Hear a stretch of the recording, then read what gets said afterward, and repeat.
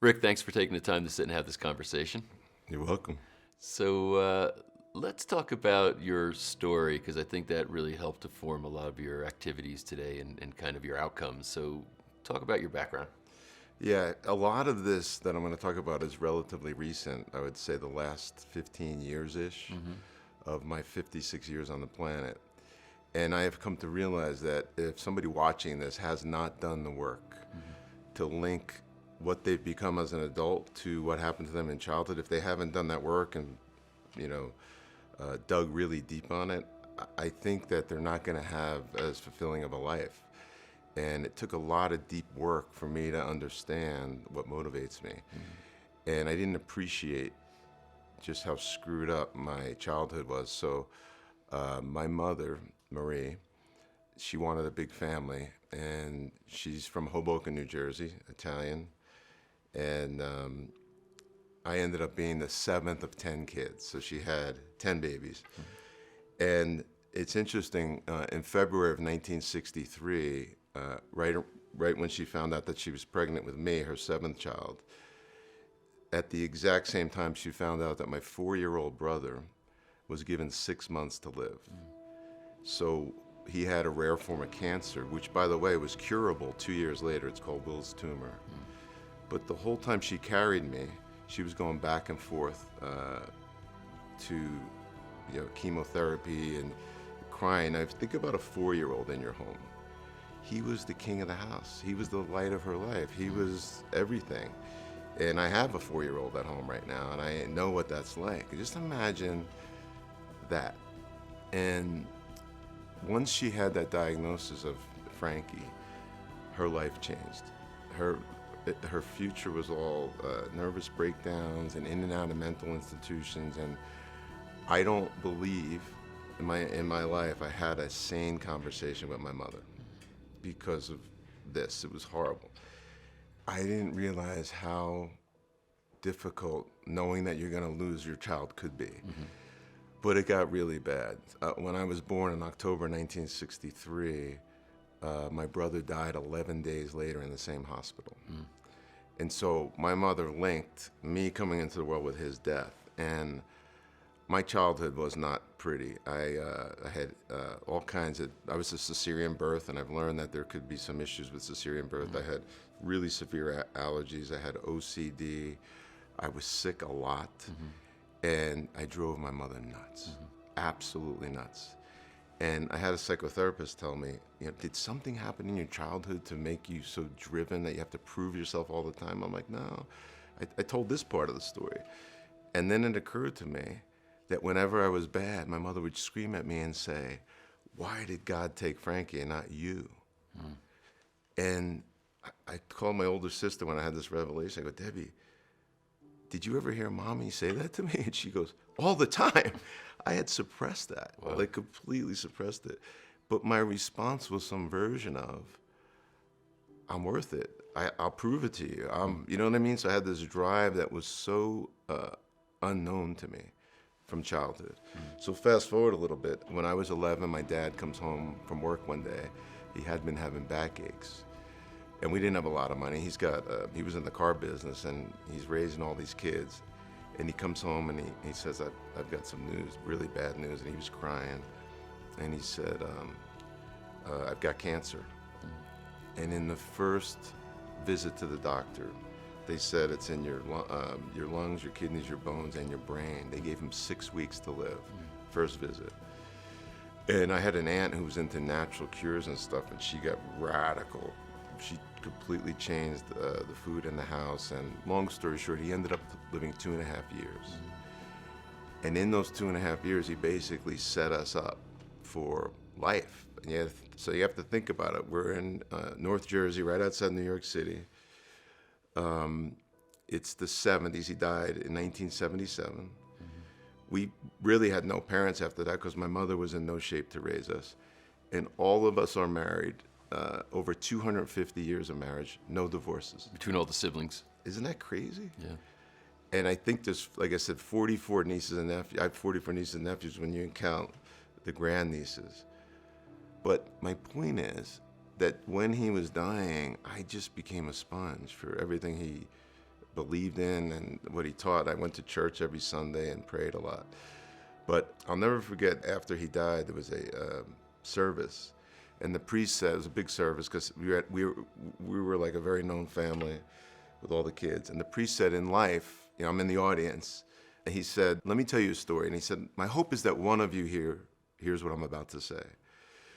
And I'm like, for some reason, I got this zing, almost like a spiritual zing. I said, he's talking to me. And it was a massive crowd. There was And you're 13 or so? It was right after he died. I was 13. Mm-hmm. And he goes, in life, you could choose to be the horse or the rider of the horse. But whatever you choose, life becomes the other thing. He said, you can choose to become the horse, life becomes the rider, and life will take you wherever it wants you to go. I'm like, that's pretty cool. He said, or you could choose to become the rider, and life becomes the horse, and you could take it wherever you want it to go. And I remember at 13 saying, I'm getting on that horsey. Mm-hmm. And it was just an awesome experience that despite the fact that we had no money, despite the fact that I had no parents, I had a mom, but there was no relationship really. I just realized at that point, like I could go with my friends who were doing bad things, or I could go this way. And it was around that time that, as luck would have it, I got my first mentor. His name is James O'Donnell. And he's recently passed, but he heard that I was good at math. Now, I'm really young. I was in like 5th grade at the time. So when my dad got sick, I think it was at the beginning of my 5th grade. And when he died, I was in 7th grade. It was at the end of my 7th grade. Anyway, long story short, I had never been exposed to money or entrepreneurism or any of that. And James O'Donnell took me out to lunch one day and he said, I heard you're good at math. I said, okay. He said, if you get an engineering degree like I did, it will train your brain to think. And it will help you in business. You could be a doctor, a lawyer, a business person. You could work on Wall Street. You could do whatever you want, but get an engineering degree. And this is really funny as a young guy. Anytime somebody asked me after that, what are you going to do with your life? I would say, I don't know, but I'm going to get an engineering degree because I could become a doctor, a lawyer. I could work on Wall Street. I could do whatever I want because it'll train my brain. I literally repeated that. Here's the messed up part about that story. I had one meeting with James O'Donnell, and the meeting was, he told me this, and he said, let me take you to my company. And I'll never forget, I walk in this building, it's got his name on the door, there was all these draftspeople. It seemed like hundreds to my young eyes. And they're addressing him, Mr. O'Donnell, and I'm like, wow, I want to be a business guy. And it's funny how people miss those opportunities. They miss as the recipient, and they miss as the giver. One meeting I had with him, it lasted about 2 hours. So let's fast forward. My house was not organized. I never got letters in the mail, but I'll never forget, I was 18, and there was a letter sitting on the stack. It had on the stack of mail on the TV set, and it said my name on it. I'm like, what the hell was that? And it said from the state of New Jersey. I'm getting emotional thinking about it. And I opened the letter up, and I'm like, unbelievable. If you want something bad enough, the universe conspires to bring it to you. And it said, Mr. Sapio, you got one of the 10 highest scores in your math SAT, and we're going to give you a free ride to Rutgers engineering school.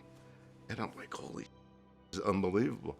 Because I had no hope. My mother wanted me to work for the gas station on the corner because she's like, we need money. And this is like one of those searing moments in your life. I can't ever forget it. I was so excited. I showed it to my mother, and she looks at the letter and she goes, you're not going to college, and rips the letter up. And I'm like, wow, the only way for me to get what I want in my life, I have to break. And I literally just broke. Break away. When I went to college, I was there for 5 years. It was a 5-year program. I never went home. I was there. I built my life there. So my independence skyrocketed. And I have to tell you, it was brutally hard. I went to a public school. I get there, and I had never seen so many Asians or Indians in one place. I remember they did the first roll call, and they got to Raj Patel, and 7 guys stood up. And You're from a very Italian neighborhood, so that was pretty much what you knew, right? That's what I knew. I yeah. didn't, and what was weird about it is they curved all their tests. So I never saw calculus before. I didn't know what it was. And all these different things that we learned, chemistry, calculus, physics, they had already been exposed to it. And the tests are curved. And the first 2 years at Rutgers is this. The third lowest grades, you get booted. So 1 out of 3 people got booted. And so it was brutally hard for me because I had never really applied myself. And now I'm just not going to quit. I'm one of those guys, if I'm saying I'm going to do something, I'm going to do it. So anyway, I go through Rutgers, and what I learned is about myself as an adult now, that I got from childhood, is the immense chaos of my childhood. Just think about all those things and what probably transpired.